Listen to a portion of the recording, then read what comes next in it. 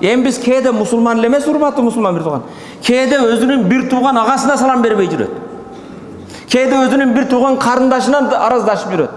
Кээде өзүнүн атасы менен энеси менен сүйлөшпөй жүрөт. Кээде сүрүштүрүп келсең, арзыбаган эч болбогон нерсе да. Өткөн жума баяндарда бирөөсүн айттым.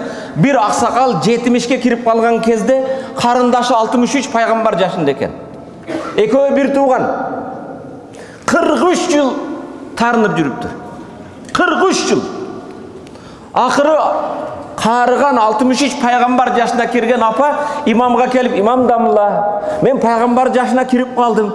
Bir жалгыз агам бар атамдан калган. Ошону менен жараштырып койсоңуз, экөөбүз бир мамиле кылсак, башка кылсак деп имам барып, аны менен сүйлөшүп, макул болгондон кийин баягы 63 жашагы эненин үйүнө келип айтып, агаңыз паланчы күнү келет десе, мал союп, той кылып, балдарын, неберелерин, келиндерин түзүп алып, 43 жылдан кийин бир тууган ага эшиктен келсе, келиндери менен башкалар менен күтүп алып, апа чуркка барып, колудан өп, атамдын жыты сизде, төркүнүм, бир тууганым, атамдан кийинки атам, экөө ушундай болгондон кийин аны тааныштырып атат. Бул менин эң улуу балам болот, могу келиним болот, могу неберем болот, бу жээниңиз болот деп 43 жылдан кийин.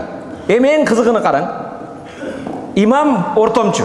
Имам айтат, кирип дейт, бирге чай ичип отурабыз дейт. Анан сурадым дейт, баягы 70теги аксакалдан.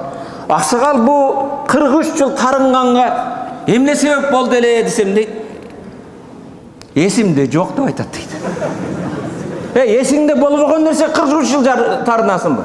Урматтуу мусулман бир тууган, араңарда да бар кээде. 10 жыл бирге окуган досу менен, же болсо бирге армияда служба эткен, же бирге кызмат кылган, арзыбаган бир чычка кулак үчүн, же 1-2 метр материал үчүн, же 2 карыш жер үчүн, же болбогон бир машинанын дөңгөлөгү үчүн арзыбаган бул дүйнө кимден калбады? Жылдап, айлап араздашып жүрөт да. Ха десе, мен тоема дейт, улак алып келген жок. Же улак өлүп кетсин.